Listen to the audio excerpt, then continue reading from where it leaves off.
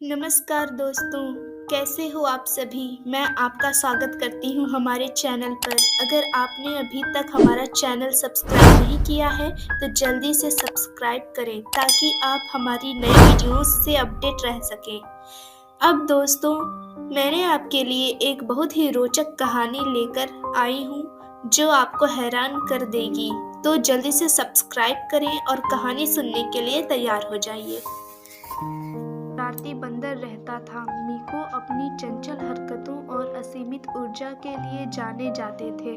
वह अपनी साथी जानवरों के साथ बातें करते हुए एक पेड़ से दूसरे पेड़ पर घूमता रहा और उसकी संक्रामक हंसी हरे भरे हरियाली में गूंजती रही। एक धूप वाले दिन जब मीको एक शाखा से दूसरी शाखा पर छलांग लगा रहा था, उसकी नजर लियो नाम के एक शानदार शेर पर पड़ी। जंगल के अन्य शिकारियों के विपरीत लियो दयालु और बुद्धिमान होने के लिए प्रसिद्ध था। उसका सुनहरा बाल सूरज की रोशनी में चमक रहा था और उसकी एम्बर आंखों में हल्की गर्माहट थी जो उसे जंगल के जानवरों से अलग करती थी। जैसे ही मीको लियो के पास आया, उसकी शरारती आंखों में जिज्ञासा चमक रही थी। शेर ने दोस्ताना दहाड़ के साथ उसका स्वागत किया। आश्चर्य की बात है कि मीको झिझका नहीं।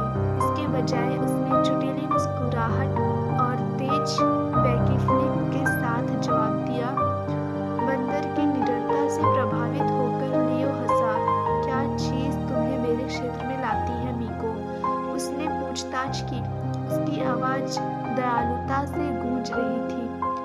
हमेशा अपनी बात कहने में तेज रहने वाले मीको ने जवाब दिया। ओ ताकतवर लियो, मैंने आपकी बुद्धिमत्ता और बहादुरी के किस्से सुने हैं। मैं सोने के दिल वाले शेर से मिलने से खुद को नहीं रोक सका। लियो ने चापलूसी की सराहना करते हुए फिर से मुस्कुराया। इस असंभावित जोड़ी ने जल्द ही अप्रत्याशित दोस्ती कायम कर ली। मीको ने अपनी फुर्तीली चपलता से कलाबाजी वाले करतबों और चंचल खेलों से लियो का मनोरंजन किया। बदले में लियो ने जंगल के बारे में अपना विशाल ज्ञान साझा किया। मीको को प्रकृति के नाजुक संतुलन और उसके सभी निवासियों का सम्मान करने के महत्व के बारे में सिखाया। उसकी दोस्ती परवान चढ़ी और जंगल के निवासी एक बंदर और शेर के साथ साथ देखकर आश्चर्यचकित हो गए, जिससे यह साबित हो गया कि सबसे अप्रत्याशित जोड़े भी जंगल के बीचों बीच साथी पा सकते हैं। एक दिन जब दोस्त जंगल की गहराइयों में खोजबीन कर रहे थे, तो उनकी नज़र संकटग्रस्त जानवरों के एक समूह पर पड़ी जो एक साथ इकट्ठे थे। यह स्पष्ट था कि जंगल में डर व्याप्त हो गया था और एक भयंकर और खतरनाक प्राणी की अफवाहें जंगल की आग की तरह फैल गई थी। लियो अपनी सहज जिम्मेदारी की भावना के साथ जानता था कि अब अपने साथी प्राणियों की रक्षा करने का समय आ गया है। मीको हालांकि तुलना में छोटा था, चुनौती से पीछे हटने वाले में से नहीं था। साथ मिलकर उन्होंने अज्ञात खतरे का मुकाबला किया और जंगल में शांति वापस लाने का फैसला किया।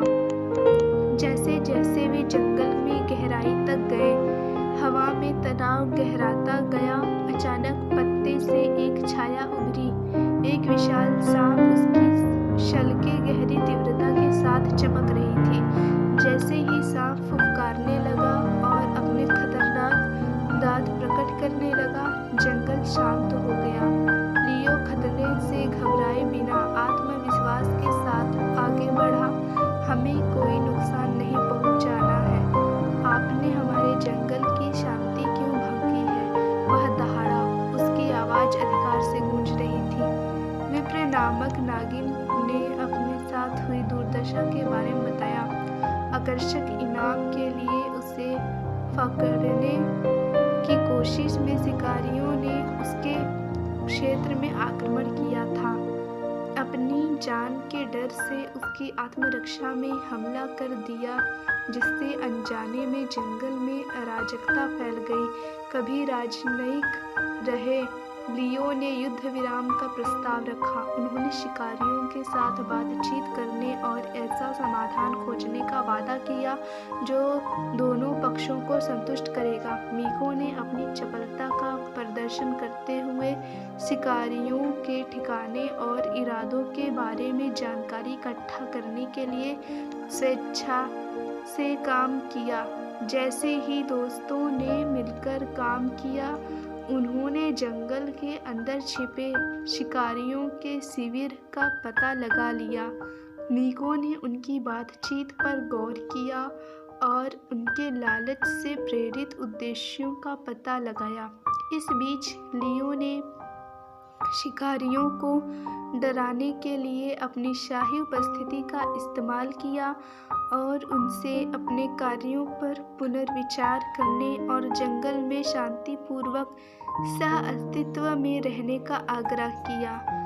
अपने संयुक्त प्रयासों से दोस्त एक ऐसा सौदा करने में कामयाब रहे जिससे शिकारी और विप्र दोनों खुश हो गए। शिकारी बिना किसी नुकसान के जंगल छोड़ने के लिए सहमत हो गए और बदले में विप्र ने जंगल में रहने वाले प्राणियों को नुकसान नहीं पहुंचाने का वादा किया। जंगल एक बार फिर प्रकृति की सुरीली आवाज से गूंज उठा। जानवरों ने अपनी जीत का जश्न मनाया और लियो और मीको ने नायक के रूप में सम्मानित किए गए।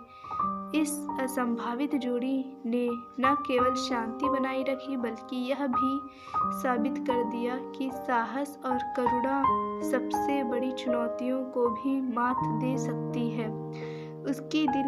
उस दिन के बाद से बंदर और शेर की कहानी दूर दूर तक फैल गई और जंगल के जानवरों के बीच एक किंवदंती बन गई। प्रजातियों की सीमाओं से परे मित्रता के बंधन से एकजुट होकर लियो और मीको ने अपना साहसिक कार्य जारी रखा और इसलिए जीवंत और विविध जंगल के बीच में बंदर और शेर एकता, साहस और दोस्ती की स्थायी शक्ति के प्रतीक के रूप में खड़े थे।